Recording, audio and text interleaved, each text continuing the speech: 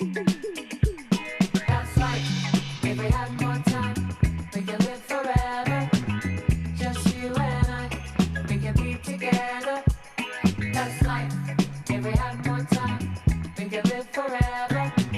Just you and I, we could be together. That's life. We can play like children play. We can say like children say. Just you and I, having up the time. We get wise when we grow old. Get slow when we grow old. Just you and I, having up the time. Do you know? Here we go. That's life. If we have more time, we can live forever. Just you and I, we can be together. That's life.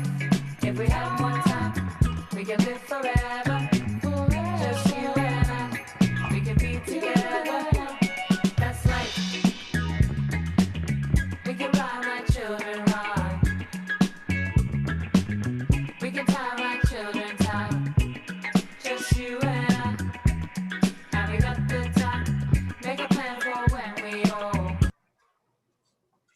Good morning, everyone. On behalf of Cook County Department of Public Health and the Chicago Food Policy Action Council, we would like to welcome you to Day 2 of the 2020 Food Summit. My name is Amy O'Rourke, and I'm the Director of Chronic Disease Prevention and Control with the Cook County Department of Public Health. We're so excited about today's full program. Before we kick off today's workshops, we're thrilled to have Cook County Commissioners Deere, Decknan, Anaya, and Johnson join us this morning to provide brief welcomes. Commissioner Deere, take it away. Thank you so much. I appreciate you very much, Amy. It is a pleasure and a privilege to be here amongst each and every one of you all. I want to thank my fellow colleagues, Commissioner Decknan, Commissioner Anaya, and Commissioner Johnson for being here with us. We are doing some great stuff on the county board. These are very active commissioners, and so we're very, very thankful for them. I serve as chair of Health and Hospitals and also chair of the Public Health Committee on the county board, and we are delighted to be able to have a food summit. I was a speaker at the summit on last year. It was certainly a delight to do so and to hear about the great works that's happening around keeping people healthy and helping them take themselves to the next level.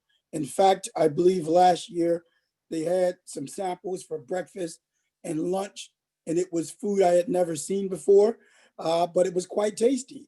And so I'm thankful that the Department of Public Health is doing such a great work.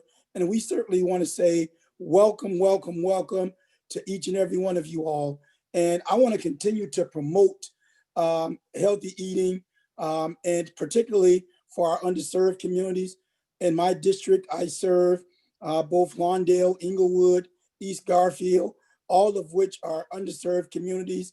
And actually food deserts. And so we want to continue to promote healthy eating, but also lure economic development in these respective communities so we can do what's right for people that are underserved and have no voices. Again, thank you so much for the education. There's an old proverb that says education is never neutral. It's either liberating or oppressing. That means education will either set you free or put you into bondage. We're thankful that with this food summit, there is liberation education. Again, Amy and team, thanks so much for all that you've done to promote healthy eating and for having the food summit to educate us and our constituents. Thank you. Thank you so much, Commissioner Deere. We really appreciate your ongoing support of this work. Commissioner Decknan, thank you so much for joining us today. We look forward to hearing from you. Thank you so much for the invitation. It's great to be here. Hello, everyone, and thank you for having me here today at Cook County's Food Summit. I know it looks a lot different this year, but I am happy to be speaking with all of you virtually. I hope everyone is staying safe and healthy. Thank you to the Chicago Food Policy Advisory Council for allowing me to join and say a few words. So I am the Cook County Commissioner for the 12th District, which is located entirely within the city on the city's northwest side.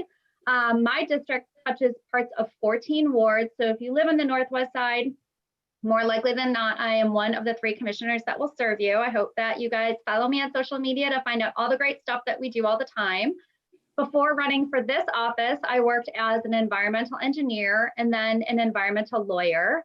So it's probably no surprise that I'm talking today about making mindful food choices and how that can benefit your environment, my environment, all of our environment, along with our health. A 2018 study published by the American Association for the Advancement of Science found that the world's food and agricultural systems produce more than a quarter of man-made greenhouse gas emissions. So these emissions come from the production, the preservation, the processing, shipment, and packaging of food.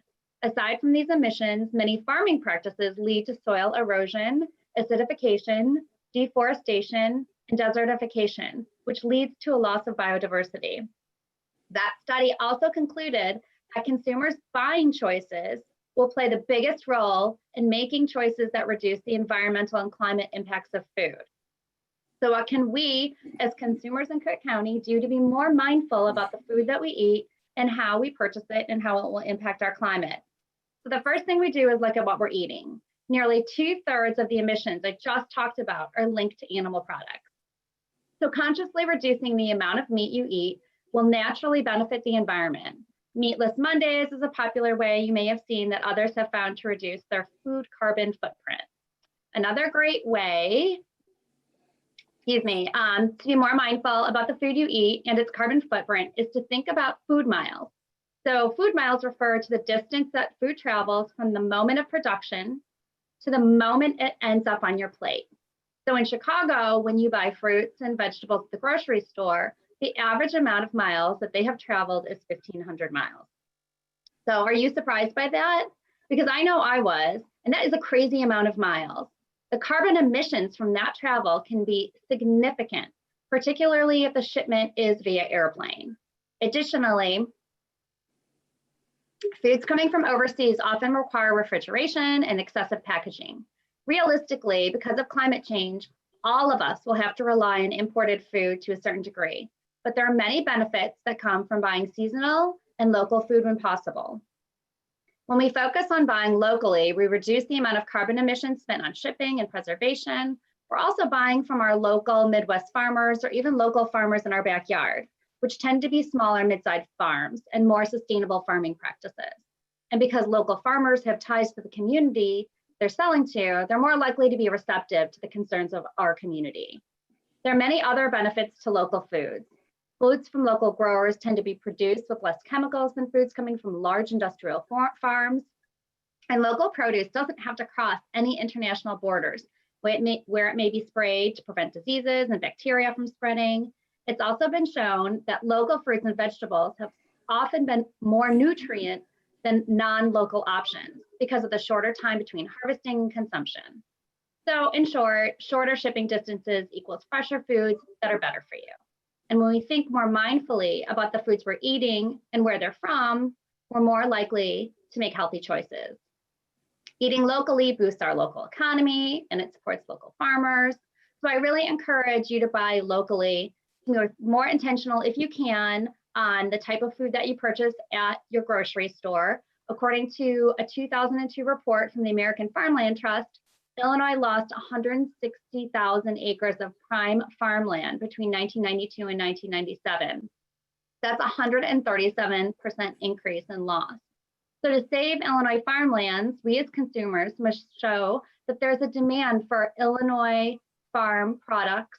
By satisfying that consumer demand with Illinois grown food, we enhance our public health, we generate jobs, we expand economic opportunity, and we can really revitalize Illinois' more rural communities. That really provides food security. So I really encourage everyone to make conscious choices about where the foods that we select are coming from and what our carbon impact is.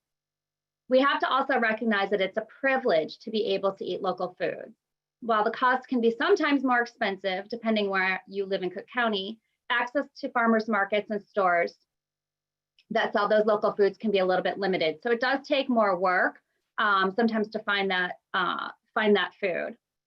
There is the Montrose Metro Community Garden in Ravenswood. They have vegetable beds specifically to grow fruits and vegetables that are for distribution to local food pantries.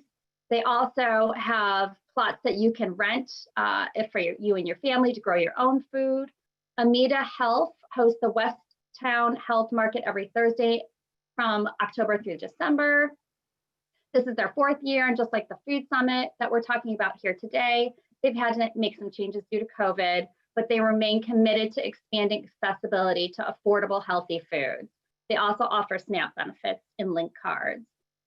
Throughout the city, there are communal kitchens that work to provide food-grade spaces to entrepreneurs without the economic barriers of high rent and upfront costs. So I think, to really sum it up, realistically, most of us have to rely on some non-local and non-seasonal foods to some degree.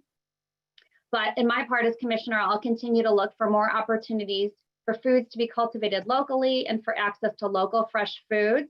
The last thing I would say is that when you go to the grocery store, you have the option generally to buy fresh fruits and vegetables that are wrapped in plastic and those that are not.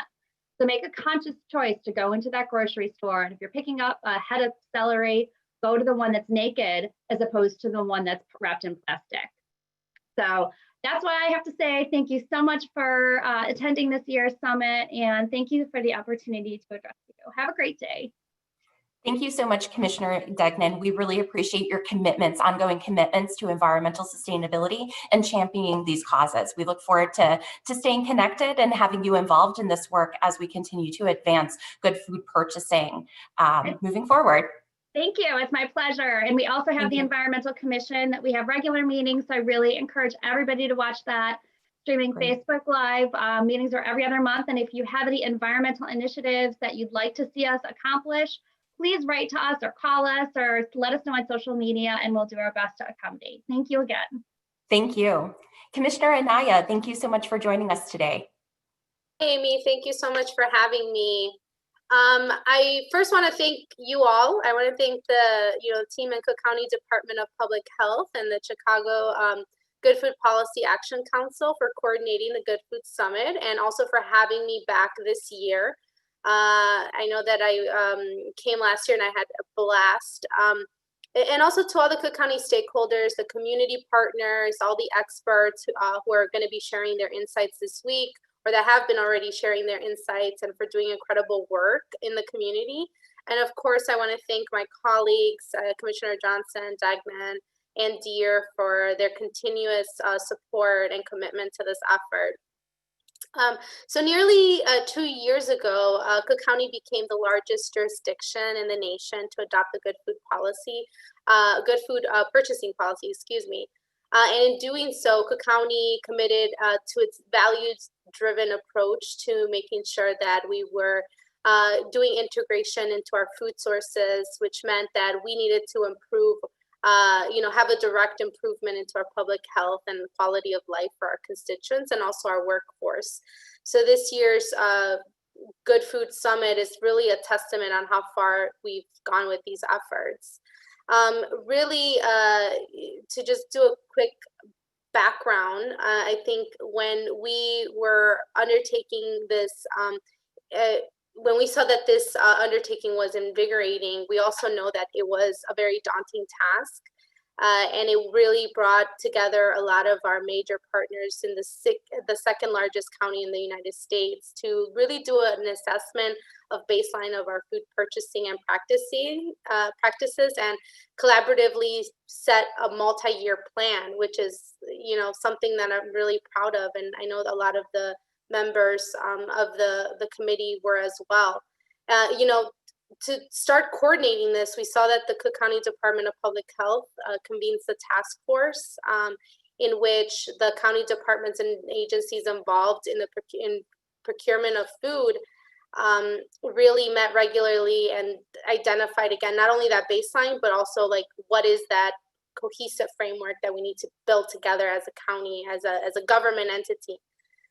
When I took office in 2018, I knew that this area would be a priority for me, and that I had the privilege to be working very closely with the Chicago Food Policy Action Council and the Department of Public Health as this policy really evolved and it really led to really great things and changes in the county. Furthermore, I know that the resolution establishes the good food policy, that established the good food policy, purchasing policy, was a product of the Commission on Social Innovation, which is currently the one that, currently a commission that I chair. And this commission really focuses on the strengthening economically and through our workforce, the southern and the west parts of County. And we consider this policy to be absolutely one of the most greatest successes that has come out of the commission. So I'm very proud of that. I think one of the most important things that and the values that the good food purchasing policy really brings forward, especially now during these crucial times, is some that have already been highlighted, right? So supporting local economies, promoting environmental sustainability, providing safe work conditions, protecting animal welfare, prioritizing nutrition, and they're super crucial in this moment. And I really see opportunities with this being applied in two major ways. The first one is because of the pandemic, we've been forced to witness firsthand the sudden loss of employment experienced by many of our constituents this year and the direct impact that this crisis has on food insecurity. The pandemic has expanded our perspective of the critical need and human right of having access to quality food. In the 7th district, which is the district that I represent, it's majorly in the Chicago Southwest side, we've seen that COVID has really impacted this area. Besides the devastation of the loss of life that it has caused by the virus, we're seeing glaring inequalities in the food system. Our office has been able to host, nearly 30 plus different food distributions throughout the district. And it's definitely really disheartening seeing how our constituents are waiting over 2 hours for fresh produce in any of the food that we're giving away. And we're seeing this, people lining up. We're seeing that they have, for actually a long time, haven't been able to have food in the area. So a lot of the areas where we were able to do the food distributions were already locations that were considered food deserts. So we see families, young kids really being excited to receive an apple or a box of fresh produce. And that really highlights, the issue that we have here, not only in the city of Chicago, but in some areas in suburban Cook County. We know that the severity of the food insecurity in our communities is real. It's something that we must prepare to address for a long term, not just now, not just being able to do food distributions during a crisis or during a pandemic. This could absolutely serve to influence us as governments to prioritize developing a better understanding of how we acquire and distribute food and how we can improve that system. This is especially important to know because those who consume county distributed foods include people who are detained and hospitalized by our government. And these are individuals who are who essentially have no other resources in our option, because oftentimes people forget that folks that we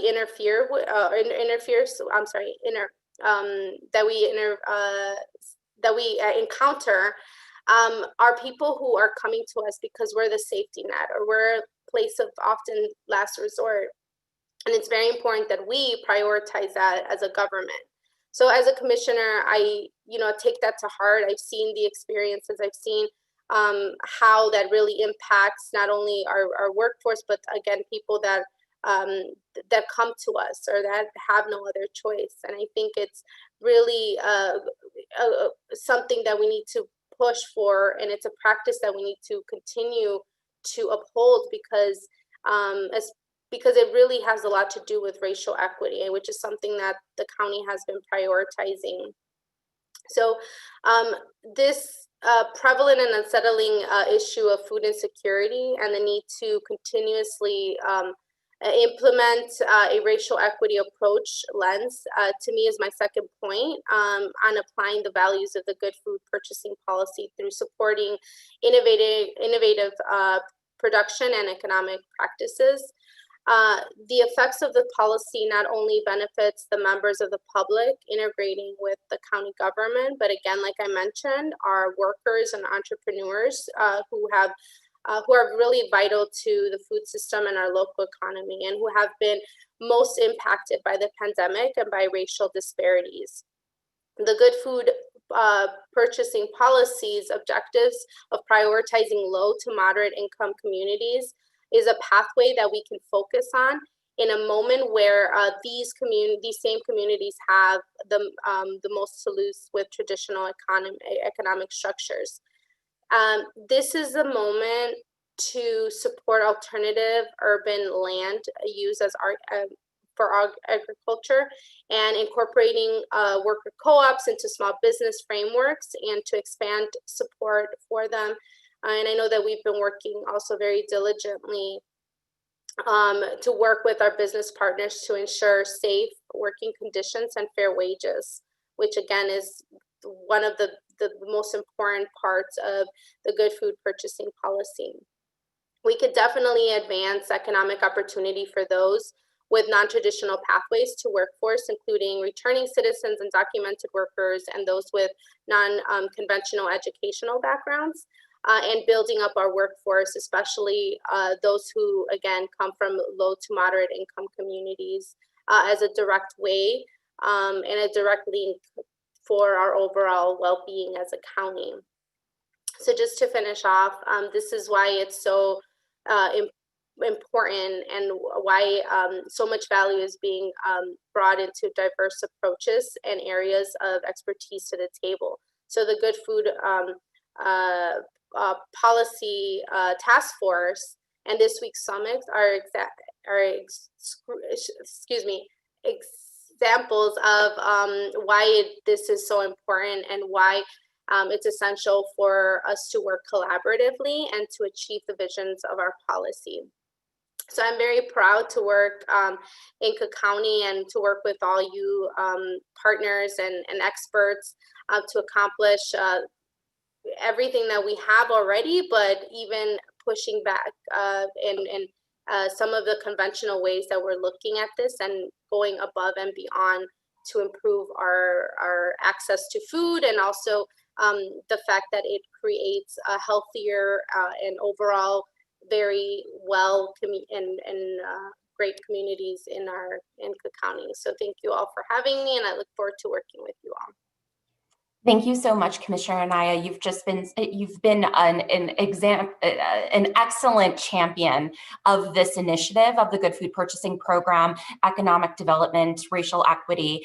So again, we've appreciated your active participation, both in our task force as well on the board, reviewing contracts, identifying areas where GFPP should be incorporated. So again, thank you. We're making progress because of leaders like you, Commissioner Deere, Commissioner Decknan, and Commissioner Johnson. So thank you so much for your ongoing commitment to this work, for joining us today and providing those connections, those direct connections to the county's goals and strategies to advance racial equity and this work. We have more work to do, but we're thrilled to have a full agenda today that's outlined in 3 different tracks: implementation of GFPP in county departments, fostering a racially and socially equitable food system, and normalizing a values-based procurement culture.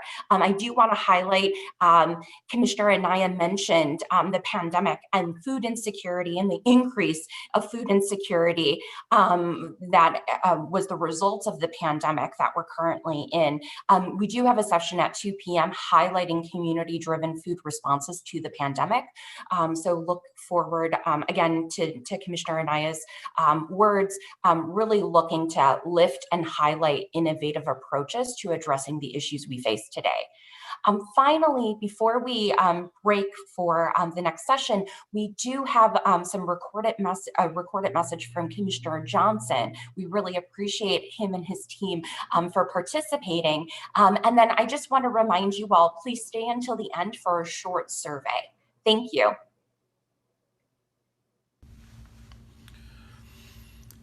Well, good morning. My name is Brandon Johnson.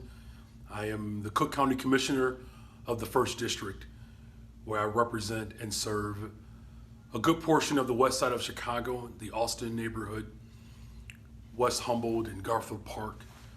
I also serve many of our western suburbs, Maywood, Bellwood, Broadview, Forest Park, Oak Park, Hillside, North Riverside, and Westchester. You know, over the life of our existence here in America, particularly Black people, there has been a constant struggle for our humanity to be recognized. And in every aspect of our existence, institutional racism has certainly made it darn near impossible for us to realize the fullness of what we bring to humanity. And that plays out in many of our institutions, but particularly as it relates to our health and our ability to access healthcare, and quite frankly, our ability to access the things that can make for a healthier lifestyle. And that is certainly very much present when it comes to the level of insecurity that we have in our communities, especially around food. You know, there's nothing more precious, I think, during difficult times when families come together to celebrate one another and to reflect. You do that around food. And I can tell you a bunch of stories about my family gathering and what food has meant to my family, but more importantly, how it reflects our humanity and our dignity. You know, in the midst of this pandemic, it's been quite glaring of how our humanity has not been recognized, but how this pandemic has certainly exposed what we have always known, that our Blackness and the effort to move anti-Black agendas have crushed and demoralized the very state of being. The state of being of just alive. And this global pandemic has highlighted the incredible gap that exists between those that have and those who do not, especially as it relates to healthcare, where whenever the harshness of a pandemic is experienced, that harshness meets marginalized communities with that much more tenacity, as well as that much more evilness, quite frankly. And the health gaps that exist that many of you already know between those that have and those that do not, right here in Cook County, my district on the west side of Chicago, where the life expectancy can be anywhere from 10 to 30 years difference between those who are downtown or those who live in more privileged spaces. And the way we correct that, quite frankly, is by being honest and open about the reality of how policies have harmed our communities. But it's not just this global pandemic that has been exposed, or this global pandemic that has exposed the gaps that exist between neighborhoods, particularly Black and white and Black, brown and white. It's also, again, the structural racism that protects white supremacy, where again, people have access and others are denied. What is most glaring about this moment is how isolating poverty can be and how cruel this economy can be to communities that are already suffering under tremendous duress. and why this moment is critical for us, for our city and for our county and for our state, is because we have an opportunity to set a new course. I've mentioned before in many stories my personal journey to a more healthier lifestyle, and still have a little ways to go. But one of the reasons why I'm able to have or approach a more healthier lifestyle is because I actually have the means to do it. And that's why in the midst of this crisis, the very places in which we are denied as working class or poor families or black and brown families, the very places that do not exist in our communities, like healthy grocery stores where healthy products are available, these are the same grocery stores that hire the people who in many cases cannot afford the healthier choices.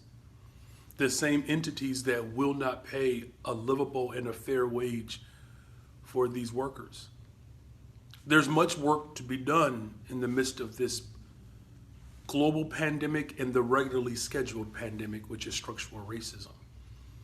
And that effort has to be centered around stripping down the walls and the barriers that keep communities isolated, making sure that people have access to good paying jobs and transportation that will provide us with the means to actually access healthy living. But it's also about taking on old systems that continue to profit off the misery that has been created through structural racism. And that requires investment, serious investment around affordable housing. Again, making sure that healthcare is a guaranteed right so that people don't have to make a decision between whether or not they're going to eat, whether or not they're going to pay their rent, or whether or not they're going to see a doctor. That could help prevent some of the disease and some of the ailments that many of these communities suffer through. So I'm grateful for this effort and the challenge that we have created in this moment to push back against these structures that have gripped literally the hope and dreams of people for far too long. And now it's time to loosen those shackles so that people can move with real clarity, people can move with real dignity, so that our humanity can finally be realized in a country that has often denied our very existence. So again, thank you for your work. Let's continue to fight to make sure that we have good paying jobs. Let's make sure that neighborhoods are stable where people can afford to live there.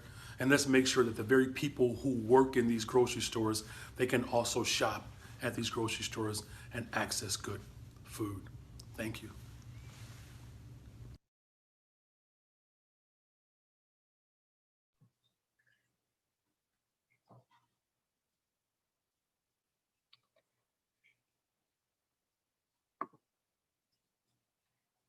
Thank you so much to all the Cook County Commissioners. Again, we appreciate your ongoing support of this work and advancing this work alongside us.